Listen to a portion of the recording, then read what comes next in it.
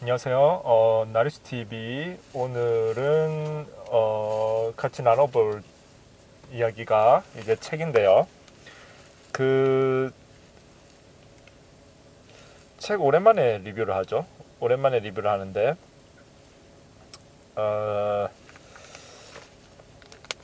최윤식 최윤식 미래학자분이라고 소개가 되어져 있습니다. 아마 저기 휴스턴 대학교 미래학부에서 학위를 받으신 분이시고요. 최윤식 미래학자 분께서 쓰신 미준 전쟁, 앞으로 5년 미준 전쟁 시나리오 이 책입니다. 앞으로 5년 미준 전쟁 시나리오. 일단 책 자체는 굉장히 흥미롭고 재미가 있었어요. 이게 이제 자 잠깐만요. 요게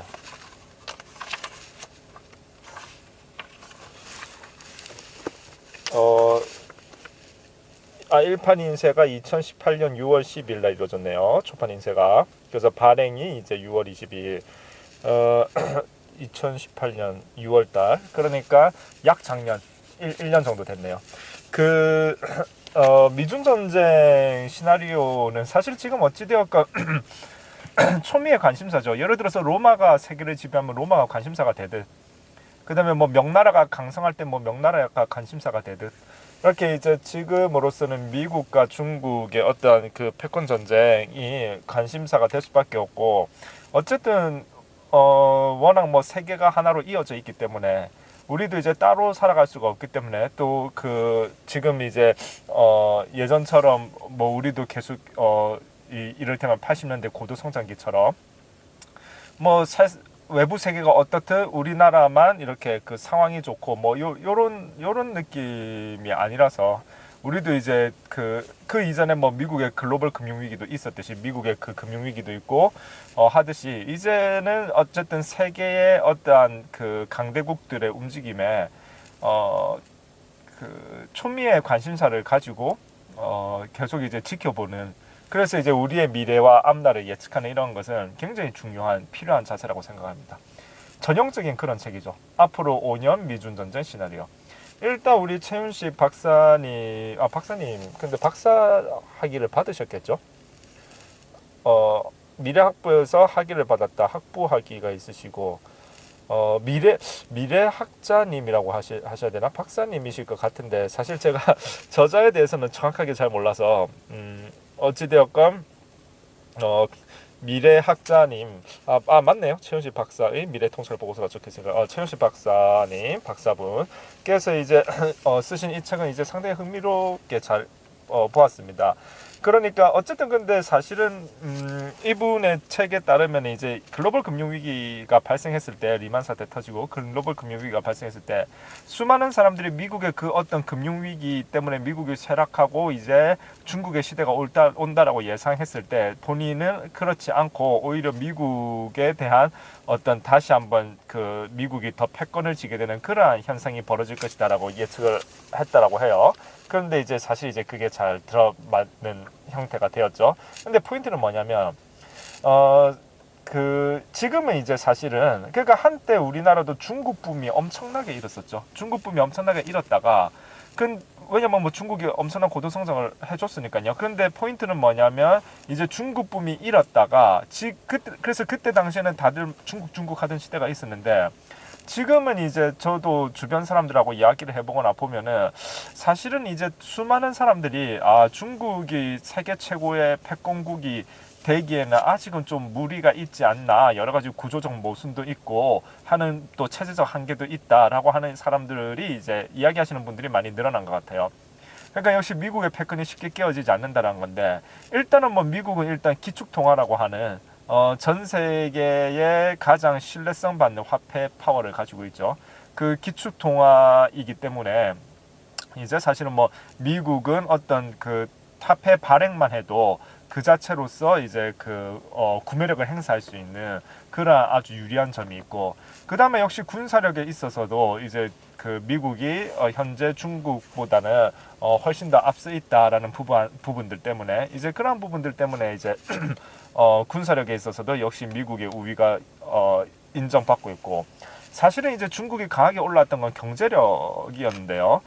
중국의 엄청난 고도 성장과 같은. 근데 문제는 이제 그 성장의 한계에 부딪히고 중국이 내부적으로 어쨌든 그 극단적인 어떤 상당한 어떤 그 빈부격차라고 하는 부분들, 그러한 부분들과 그 다음에 이제 역시 뭐 이 책에 이제 근거해서 그 책에서도 있었던 내용이었지만 그 이를테면은 이제 중국은 공산당 일단 독재지 않습니까? 그래가지고 이제 그 소위 이제 뭐 몇 개의 파벌로 나눠져 있는데요. 사실은 공산주의라고 하는 가장 평등함을 그 지향하는 것 같지만 사실 현실적으로 공산주의 국가다라고 하는 나라들을 살펴보게 되면은 결국 공산당이라고 하는 굉장히 소수의 특권 귀족층이 있게 되고 그 다음에 수많은 사람들이 이제 그 밑에서 이제 배급을 받으면서 그것을 평등이라고 주장하는 형태가 많이 있는데 근데 배급이라도 잘 나오면 다행이죠. 조금만 이제 경제가 어려워지면 배급도 어려워지는데 문제는 경제라는 것이 계획한 대로 움직이는 것이 아니기 때문에 계획한 대로 움직여주면 좋겠지만은 사실은 뭐 예를 들어서 스마트폰을 만들었다라고 했을 때 그것이 몇 대가 팔릴지는 팔아봐야 아는 거지. 이거는 계획해서 300개 만들어서 팔겠다 이렇게 해서 돌아가는 건 아니죠. 그러다 보니까 우선은 어떤 뭔가 그 공산주의 경제가 효율성을 보이고 돌아가는 것 같지만 초기에는 시간이 흐를수록 그 한계나 구조적 모순을 가져오게 되죠. 그렇게 되다 보니까 이제 중국도 덩샤오핑 이후에 상당히 이제 시장 경제를 활성화시키려고 노력을 많이 했는데 그러나 역시 덩샤오핑을 포함한 덩샤오핑도 마찬가지고 정치에 있어서는 공산당 어떤 공산주의를 포기했던 것이 아닌 그러니까 공산당의 어떤 일당 독재 아래에서 이제 몇 개의 파벌인 이렇게 무언가를 나누어 갖는 그러한 형태의 양상을 보이고 있다라는 것이 물론 뭐 중국 내부에서 사는 건 아니지만 객관적인 관찰로서 그렇게 이루어지는 것이 아닌가라고 이야기하는 전문가들 분들이 많이 있으신 것 같아요. 그렇게 결론을 많이 내리시는 것 같은데 그렇게 되다 보니까 문제는 뭐냐면은 그러한 상황에서 경제가 발전하다 보니까 경제의 상당 부분이 소위 이제 아까 말씀드렸던 그런 중국 내 귀족층에게 돌아가는 그러한 모습들이 생기게 되고 그러한 부분들 때문에 이제 그 어떤 경제는 시장 경제를 지향하면서 그 정치는 여전히 이제 공산당을 필두로 하는 일당 체제로 간다 그렇게 되어버리니까 그러니까 이제 거기에 소속된 소위 일종의 귀족 계층이라고 할 수 있는 사람들이 더더욱 또 경제적 파이는 커지는데 권력을 가지고 있으니까 그 파이를 상당히 많이 흡수하게 되는 그러니까 오히려 그들의 어쨌든 힘은 더 견고해지면서 그 어떤 그 밑에서의 이제 이 어떤 그 상당한 이제 사람들에게 이제 이렇게 좀 이 소위 이제 공정하게 돌아가는 그러한 형태가 잘 이루어지지 않고서 빈부격차가 극심화되는 그러한 형태의 이제 양상들을 보이게 되고 기득권은 더 강화되는 그러한 형태의 이제 양상들을 보이는 그러한 부분의 한계점 때문에 물론 미국도 마찬가지고 수많은 모든 나라들이 문제점은 다 있기는 하지만 어쨌든 정치 체제까지 민주화를 이뤄낸 나라들보다는 훨씬 더 구조적 모순이 심각하게 이제 노출되어지고 있다. 구조적 모순에 이 부분을 이제 지적을 하고 있는 것 같아요. 뭐 사실은 뭐 공산주의가 답이다, 민주주의가 답이다 이거 어떻게 답을 하나하나 내릴 수는 없죠. 뭐 다 다를 수 있는데 공산주의가 되었든 민주주의가 되었든 잘해서 잘 먹고 잘 사는 세상만 되면야 뭐 크게 뭐가 문제가 있겠습니까마는 어찌되었건 지금까지의 역사적 흐름에 있어서는 사실 이제 공산주의 실험은 실패한 것으로 일단은 기결이 되고 있죠. 문제는 이제 몇 안 남은 그러한 나라들이 있는데 중국이 어쨌든 덩샤오핑 시대 때 일단 경제를 시장화시킴으로써 우선적으로 한 고비를 넘기고 발전의 시대를 가져왔지만 지금은 이제 정치 체제까지 그렇게 가느냐 마느냐를 놓고 상당한 이제 모순과 딜레마 그리고 내부적 갈등을 겪을 수밖에 없다는 것이죠. 일단 현재 이제 시진핑 권력 같은 경우에는 더더욱 또 이제 어떤 본인의 입지를 다지는 형태로 지금 갔기 때문에 사실은 이제 뭔가 선거를 통한 지도자 선출이라든가 이쪽 방향으로 가고 있지 않다는 것은 확실하죠.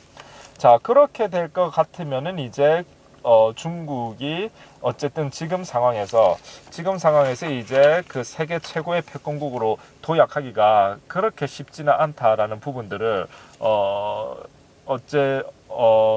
어렵지 않게 지금 느낄 수 있는 그러한 상황이라고 보여집니다.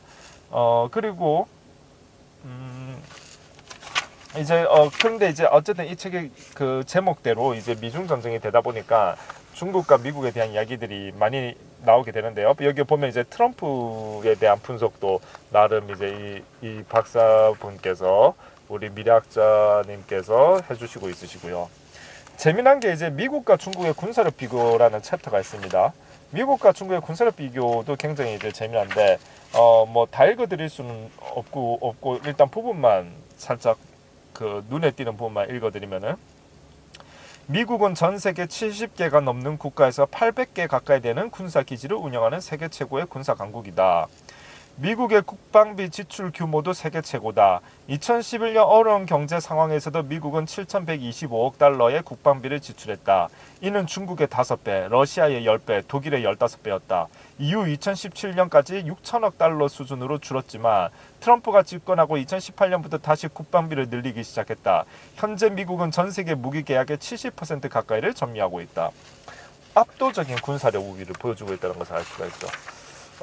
압도적인 군사력 우위를 보여주고 있고요. 자, 미국의 차세대 주력기 중 하나인 F-22 랩터는 스텔스 능력을 갖추고 있어 적의 레이더에 탐지되지 않고 적외선 탐지율도 낮다. 그래서 전투기의 기능뿐만 아니라 초소형 조기 경보기 역할도 담당할 수 있다. 대당 가격은 1,008억 원 정도이고 최대 속도가 시속 2,655km, 비행 반경은 3,700km나 된다. 랩터는 모의 공중전에서 241대 2의 승리라는 절대적인 위력을 발휘했다. 아무래도 이제 군사비가 많이 들어가니까 첨단화된 어떤 군사 기술의 어떤 한 단면을 보여주고 있죠. F-22라는 그 전투기가요. 그 다음에 근데 이제 이 책이 또 주목할 부분들이 종종 있는데요. 지금 아까 제가 말씀드릴 때 이제 그 여러 가지 시나리오를 미래학자답게 이제 제시해주고 있는데 이 부분도 상당히 볼만합니다. 이건 이제 군사 부분 아닌데 2022, 2025년 중국 최악의 권력 투쟁 가능성 해서 이러한 가능성을 제시하고 있습니다. 근데 이제 이 부분에서도 아까 제가 말씀드렸던 바로 그러한 부분인데요. 뭐냐면은 지금 중국의 내부적 모순을 이제 그 지적을 하게 되고 거기에 대해서 이제 중국에 대한 이 그 최악의 어떤 그 권력 투쟁의 가능성을 이제 예측을 이분께서 이제 하시는 건데 잠깐 이제 이쪽 페이지를 읽어보면요. 다른 하나는 은밀한 공모였다. 공모는 상위 서열 관료들 사이에서 먼저 시작되었다. 국가관리 경제체제 하에서 만들어진 기득권과 권력을 유지하면서 서구 자본주의식 사유재산권을 접목하자 상위 서열 관료들이 집단적 공모를 통해 이익을 사유화했다. 아까 제가 말씀드린 그러한 맥락이죠. 은밀한 공모를 통해 사유재산을 축적하고 상당 기간이 지나자 이들은 더욱 커진 자신들의 자본 역량을 강화하고 지키기 위해 정치적으로 세력화되었다. 고위 관리자, 특정 산업의 기업 관리자 간의 은밀한 공모는 하위 직급으로도 계층을 따라 흘러내려갔다. 공모는 상호 이득을 주고받는 수준까지 이르렀다. 절대적 빈곤이 해소되는 속도보다 은밀한 공모를 통해 떼어먹기와 제목 챙기기 속도가 더 빨랐다. 권력의 크기가 곧 부의 크기를 결정했다. 자신이 전면에 나서지 않으면 자녀나 친척을 동원해서 부를 축적했다. 중앙정부와 지방정부를 가리지 않고 집단적 공모로 발전했다. 그러니까 이제 그 권력이 일당 독재적인 느낌으로 사유화되어 있는 상황 속에서 경제가 발전하다 보니까 오히려 이제 소위 이야기에서 이렇게 몫을 챙기기가 굉장히 쉬워졌고 그러다 보니까 기존의 기득권이 훨씬 더 강화되는 그러한 형태를 보였다라는 부분인 것 같습니다. 그 다음에 이 부분에 있어서도 어찌되었건 지금 물론 세계 패권국은 결국 누가 될지 알 수 없죠. 이렇게 하다가 중국이 그 부분을 잘 극복해서 세계 패권국이 될 수도 있는 것이고 사실 뭐 미국이 영원히 세계 최고의 패권국이어야 한다라고 하는 법이 있는 것은 아니니까요. 분명한 사실은 중국이 어쨌든 세계 패권국이 되고 싶다라고 한다면 이러한 부분을 아무튼 극복을 해야 된다라고 하는 그러한 부분에 대한 어떠한 지적들이 될 수 있겠지요. 자, 시진핑에 대한 이야기도 잠시 나오는데요. 여기 보면 이렇게 됩니다.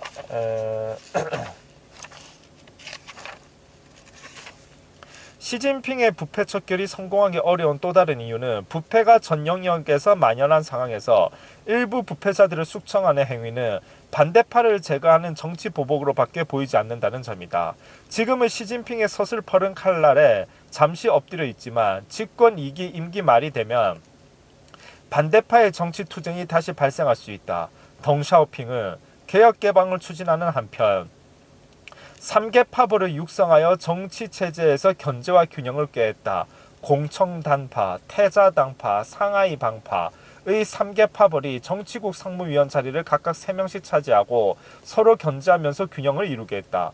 공청단은 1922년 중국 사회주의 청년단으로 출발했고 중국 공산혁명의 전위대 역할을 해온 최대 파벌이다.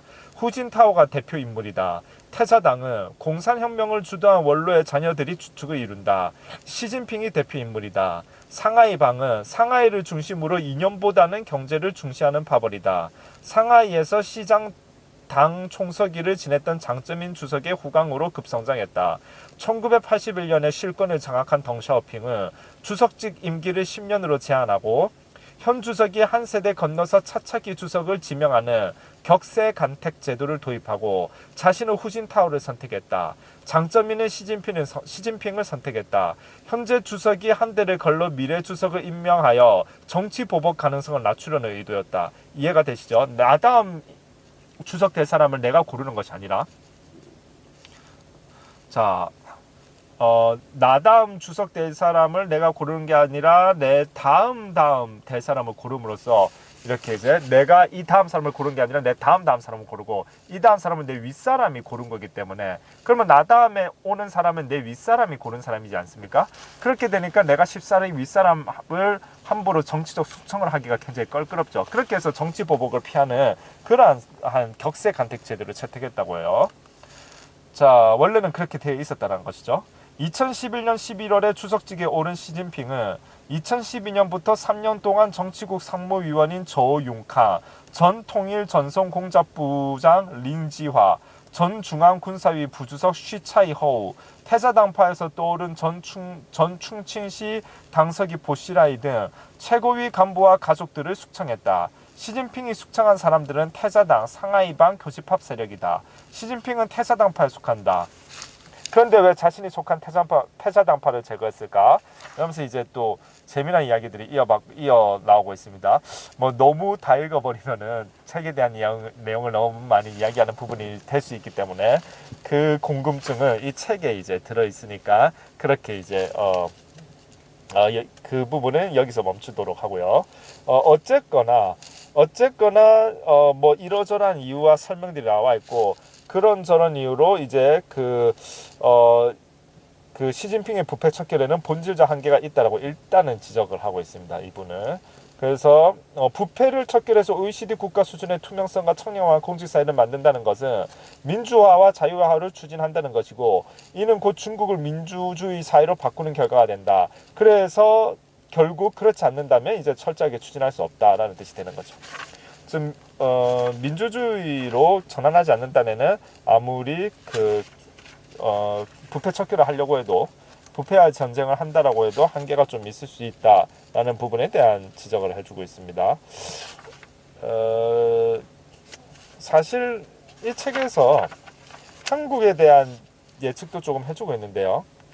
그 한국에 대해서는 슬프게도 그렇게 썩 밝은 전망을 내놓고 있지는 않고 향후 잃어버린 20년, 우리가 보통 일본 경제를 예전에 뭐 잃어버린 10년, 잃어버린 20년 이렇게 표현하는데 한국이야말로 이제 잃어버린 20년에 들어갈 확률이 매우 높다라는 것이죠.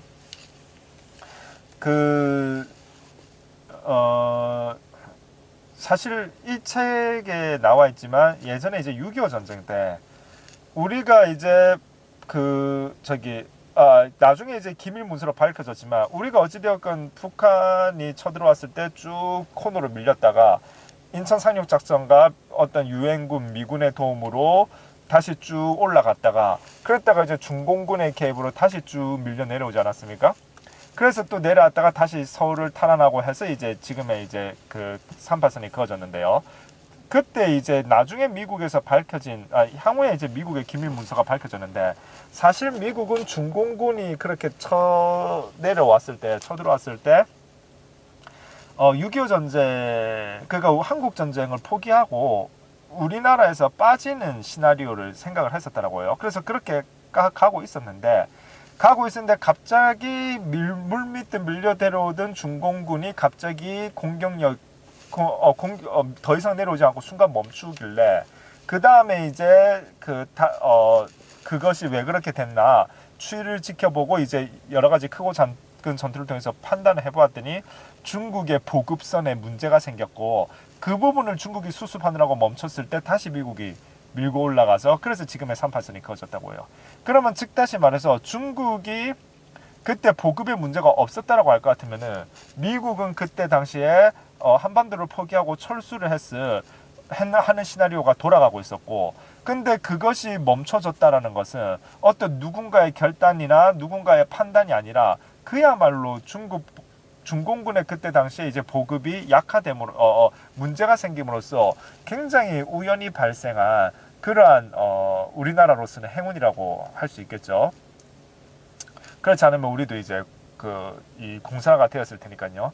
그러한 형태가 이제 되었다라고 해요, 사실은. 그러니까 사실은 굉장히 우리가 한반도 이제 대한민국의 어떠한 탄생에 있어서 지금 국가를 만드는 데 있어서 상당히 운이 좋은 케이스, 행운이 작용했다라는 것인데, 지금 이 책에서 대한민국 경제가 향후 잃어버린 20년으로 접어들 것 같은데, 그러나 아까 말씀드렸던 그러한 포인트, 그러한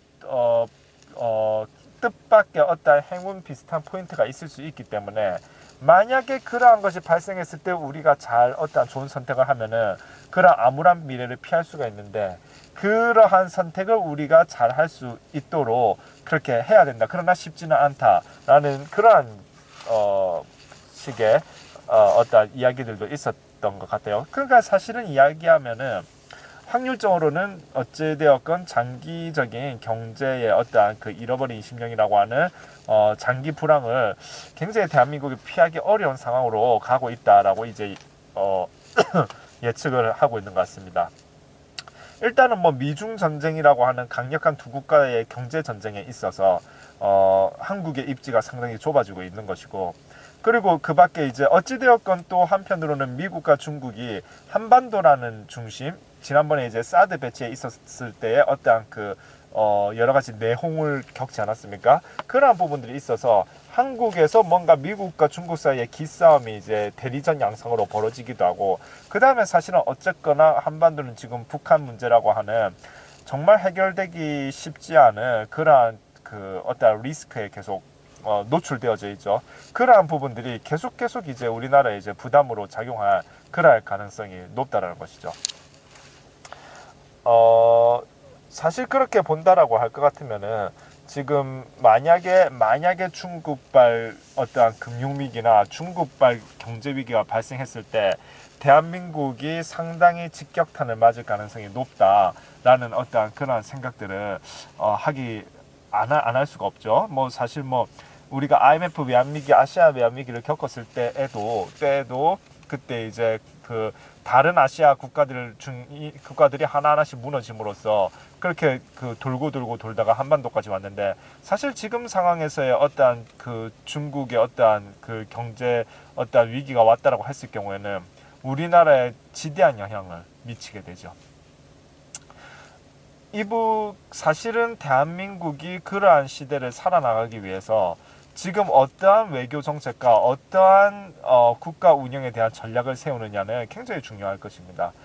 결국에는 미중 전쟁이라고 표현하는 것은 어찌되었건 사실은 미국과 중국 간에 서로 간에 알력 다툼이 있고, 그 다음에 포인트는 어쨌든 세계 최고의 패권국이 되기 위한 혹은 그것을 지키기 위한 싸움이 계속되고 있는데, 결국 우리가 그 안에서 어떠한 우리 나름의 이익을 선점을 하려고 한다 할지라도 어쨌든 여러 가지 위치상 우리는 과거에 미국에게 군사적으로 6.25 전쟁을 통해서 도움을 받았던 나라이고, 문제는 이제 그때는 중공군이 우리나라에 쳐들어왔던 나라죠.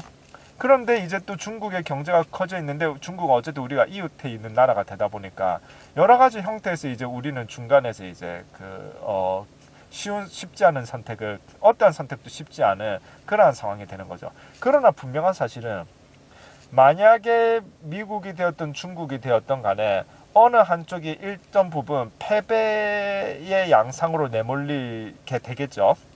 승패는 결정나게 되니까 뭐 나라가 망하고 안 망하고 이런 차원의 문제가 아니라 굉장히 이제 이를테면은 뭐 경제 위기가 확 와서 그 나라의 어떠한 경제 성장률이 확 주저앉아 버린다면 그것이 바로 패배를 의미하는 거니까요. 그러면 어찌되었고 우리는 결국에는 어쨌든 강대국과 이 원만한 관계를 유지하면서 우리의 어떤 경제적 이익을 그 이어나가야 되고 키워나가야 될 텐데 문제는 결국 두 강대국 간의 싸움에 있어서 우리가 쉽게 얘기하면은 어찌되었건 어느 쪽에 더 우리가 소위 이제 이 승패에 있어서 두 국가 간의 패권 경쟁이라고 하는 부분에 있어서 과연 누가 최종적인 패권국에 있어서의 승자가 될 것인가에 대한 판단을 명확하게 하는 것이 무엇보다 중요하다. 사람들마다 생각이 다르고 견해가 다를 수 있겠지만 어쨌든 물론 뭐 두 나라 간의 국가 안에 들어갔을 때 여러 가지 문제점은 각 나라들마다 다 있을 텐데 어쨌든 일단은 이 책을 읽고서 그 다음에 또 그러니까 이 책이 상당히 이제 재미가 있었고요. 다 읽고서 또 들었던 이제 저의 제가 이 책에 나와 있는 내용 중에 한 가지 이제 좀 공감이 되고 저도 좀 드는 생각이 중국이 정말로 패권국으로서 자리매김을 하고 싶다라고 한다면은 지금 이제 소위 이제 어찌되었건 정치의 개혁을 어디까지 해낼 수 있는가가 상당히 중요한 포인트가 될 수밖에 없다는 거는 확실한 것 같아요. 그건 확실한 것 같아요. 그래서 그 부분을 이제 중국이 어떻게 풀어낼지는 잘 모르겠는데 그 부분을 뭐 잘 풀어내서 패권국이 되면은 중국 주도의 국가가 되겠죠. 근데 만약에 그 부분을 잘 풀어내지 못하고 어떠한 사실은 이제 민주주의 내지는 민주화라고 하는 것이 물론 민주주의가 가장 완벽하기 때문에 그것을 하는 것은 아니지만 그래도 가장 자유시장 경제와 잘 맞는 정치 체제이기 때문에 보통 자유시장 경제와 자유민주주의가 함께 가는 거 아니겠습니까? 그러한 부분에 있어서의 하모니를 만들어내지 않으면은 패권국으로서의 도약을 할 수 있는 에너지보다 추락하는 중력이 더 강할 수 있기 때문에 이 부분을 중국이라는 나라가 좀 잘 이렇게 본인들의 바람을 이루기 위해서는 지혜롭게 풀어나가야 될 것이고 그리고 역시나 미국이라는 나라가 아무리 세계 경제 글로벌 위기를 겪고 뭐 이런저런 상황이나 사건들이 발생했다 할지라도 역시나 이제 가장 역사적으로 오래된 패권국으로서 그렇게 만만한 나라가 아니라는 부분을 다시 한번 느낄 수 있었던 그러한 생각을 하게 해줬던 그러한 책입니다. 물론 지금 제가 드린 말씀은 이 책을 읽고서 제가 들었던 생각과 제가 하고 있는 생각 그러한 부분들이 함께 섞여 들어가서 말씀을 드린 부분이기 때문에 똑같은 책을 읽었지만 사람마다 다 다른 다양한 생각들을 할 수 있겠죠. 그래서 수많은 사람들이 이러한 미래의 어떤 시나리오를 제시하는 책들을 읽어봄으로써 또 각자 생각도 정리해보고 서로 의견도 교환해보는 것은 무엇보다 중요한 것 같습니다. 그렇게 함으로써 어찌되었건 대한민국 사람들의 저도 마찬가지고 대한민국 사람들의 지력이 다른 세계 어떠한 사람들보다 더 지력과 소양이 올라가는 그러한 나라가 된다면 의외로 대한민국도 한번 패권을 노려볼 수 있는 그러한 국가가 되기를 즐거운 상상을 하면서 마치겠습니다. 앞으로 5년 미중 전쟁 시나리오 최현식 지음 괜찮은 책입니다.